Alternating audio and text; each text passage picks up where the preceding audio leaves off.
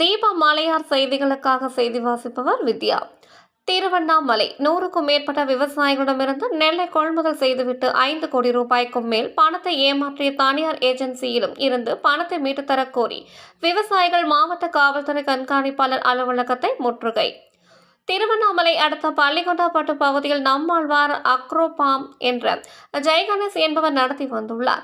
இவர் கடந்த சில வருடங்களாக விவசாயிகளிடமிருந்து 77 கிலோ மூட்டை கொண்ட நெல்லை ரூபாய் 2150 முதல் 2250 வரை கொள்முதல் செய்து சில விவசாயிகளுக்கு நெல்லுக்கான உரிய தொகையினை தந்து வந்துள்ளார்.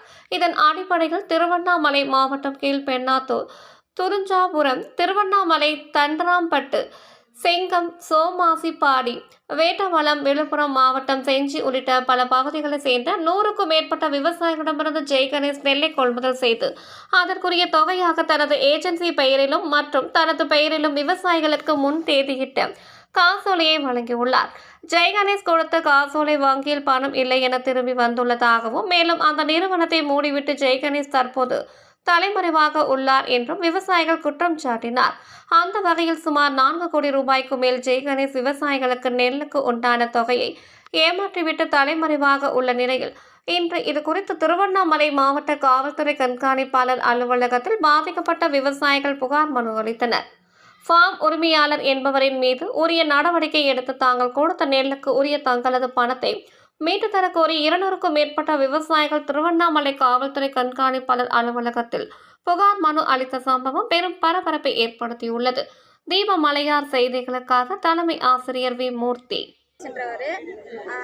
நம்மாழ்வார் என்ற கம்பெனி வச்சு விவசாயிகளோட நெல் எல்லாத்தையும் அனைத்தையும் ஒரு 50,000 மூட்டை இருக்கும், ஒரு 50 கிராம் இருக்கும், 50,000 மூட்டை இருக்கும். எல்லாத்தையுமே வாங்கிட்டு ஃபஸ்ட்டு முன்னாடி போட்டவங்களுக்கு எல்லாம் கொஞ்சம் அமௌண்ட்டு தந்துட்டு பின்னாடி வரவங்களுக்கு யாருமே அமௌண்ட்டே தரல, தராதனால மீண்டும் போய் கேட்கும்போது நான் செக்கு கொடுக்குறேன் வாங்கிக்கோங்க அப்படின்னு சொல்கிறாரு. செக்கு வாங்கிட்டு வந்துட்டு மறுபடியும் பேங்க்குக்கு போனால் கலெக்ஷனே ஆகலை, செக்கு பவுன்ஸ் ஆகிடுது. அதனால் மீண்டும் போய் கேட்டால் நான் தந்திருக்கிற செக்குக்கு பணம் நான் மீண்டும் கொடுத்துட்றேன், செக்கை வாங்கிக்கின்னு கையில் பணம் கொடுத்துட்றேன், நீங்கள் வாங்கிட்டு போங்க, ஃபோன் பண்ணுறேன்னு சொன்னார். ஆனால் ஃபோன் பண்ணவும் இல்லை, நாங்கள் ஃபோன் பண்ணாலும் எடுக்கவும் இல்லை. மறுபடியும் போயிட்டு கேட்டால் எல்லாம் பிரச்சனை ஆயிடுச்சு, இது மாதிரி வாங்க அப்படின்னு சொல்லிட்டு சொன்னதுக்கப்புறம் எஸ்பி ஆஃபீஸுக்கு 2 நாளாக நடந்துட்டு இருக்கோம். இப்போ 2 மாதத்துக்கு முன்னாடி செக்கு கொடுத்தாரு, ஆனால் இன்ன வரைக்கும் பணமே கொடுக்கல, யாருக்குமே கொடுக்கல.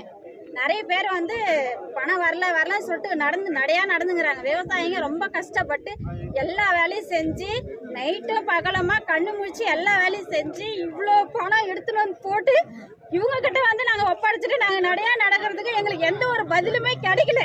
நாங்கள் எவ்வளோ கஷ்டப்பட்டு எவ்வளோ வேலை செய்கிறோம், ஆனால் இங்கே எந்த பதிலுமே எங்களுக்கு கிடைக்கல. எஸ்பி ஆஃபீஸில் சொன்னாலும் யாருமே எந்த இது மாதிரி சொல்ல மாட்டாங்க. அவ்வளோ கஷ்டப்படுறாங்க. 10 கோடி அளவுக்கு அவர் எல்லாருக்குமே பணம் கொடுக்காம விவசாயிகளை அலைய விட்டுருக்காரு. அவர் எங்க இருந்தாலும் கண்டுபிடிச்சு எங்களுக்கு எங்க பணத்தை மீட்டு கொடுக்கணும். என் பேர் பிரகாஷ், நான் ஒரு விவசாயி. என் ஊர் நாடிமாலை கூட்டுரோடு. நாங்கள் விவசாயம் பண்ணி 3 மாதம் கஷ்டப்பட்டு எடுத்துகிட்டு ஏந்தலில் நம்மாழ்வார்னு ஒரு கம்பெனி வச்சுருக்காரு. அவர்கிட்ட நெல் போட்டோம். அவர் பேர் கம்பெனி டைரக்டர் பேர் ஜெகதீசன்.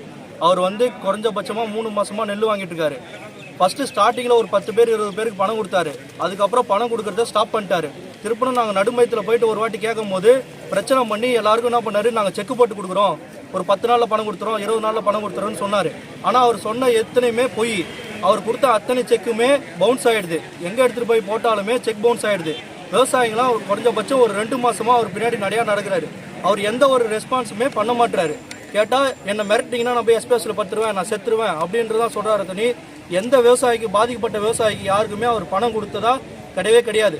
எல்லா விவசாயியுமே பாதிக்கப்பட்டு daily SP office, collector office, அங்கே இங்கேன்னு எல்லாம் நடந்துட்டு தான் இருக்காங்க. தனி அதுக்கான நடவடிக்கை யாருமே இது வரைக்கும் எடுக்கவே இல்லை. இதுக்கான அவரை கேட்டால் நாங்கள் 2 நாளில் பிடிச்சி கொடுத்துறோம், 3 நாளில் பிடிச்சி கொடுத்துறோம்னு சொல்கிறாங்களே. தனி இது வரைக்கும் அவரை இது வரைக்கும் கம்பெனி லைசன்ஸுமே ஃபேக்கான licence, our company Aadhaar கார்டுமே fake, எல்லாமே அவர் ஃபேக்காக பிஸ்னஸ் பண்ணிட்டாரு. இது மக்கள் எல்லாருமே ஏமாத்திட்டு அவர் ஆள் எஸ்கேப் ஆயிட்டாரு. இதுக்கான குறைஞ்ச நடவடிக்கை எடுத்து எங்களுக்கு பணத்தை மீட்டு தருமாறு கேட்டுக்கொள்கிறோம். கிட்ட இருக்கு. மொத்தம் எவ்வளவு விவசாயிகள், எத்தனை கிராமத்துல எவ்வளவு ஏமாத்திருக்காரு? ஒரு 10 கிராம விவசாயிகள் இருக்காங்க. இந்த சுத்து வட்டார 10 கிராமம், அதுக்கு மேற்கொண்டு கிராமத்திலையும் விவசாயிகள் இருக்காங்க. எல்லாருமே குறைஞ்சபட்சம் கணக்கு பண்ணிங்கன்னா ஒரு 50,000 மூட்டை கிட்ட இருக்கும் நெல். யாருக்குமே இது வரைக்கும் பணம் கொடுக்கல. இப்போ என்ன கேட்குறாருன்னா, நாங்கள் போய் கேட்டால் என்ன சொல்கிறாருன்னா, நான் தரேன், இன்னைக்கு தரேன், நாளைக்கு தரேன், உங்கள் விவசாய பணத்தில் ஏமாற்ற மாட்டேன், நான் தந்துடுறேன் அப்படின்னு சொல்கிறாரு. தனி இது வரைக்கும் தந்த படம் கிடையாது. மொத்த தொகை கணக்கு பண்ணனா 6 கோடி 7 கோடி ரூபாய் கிட்ட வருது மொத்த தொகையுமே. இது வரைக்கும் எந்த ஒரு ரூபாயும் தந்ததில்லை. ஆளு தலைமறைவாயிட்டாரு. யாரு கேட்டாலுமே இப்போ ஃபோனு எல்லாமே சுவிட்ச் ஆஃப்.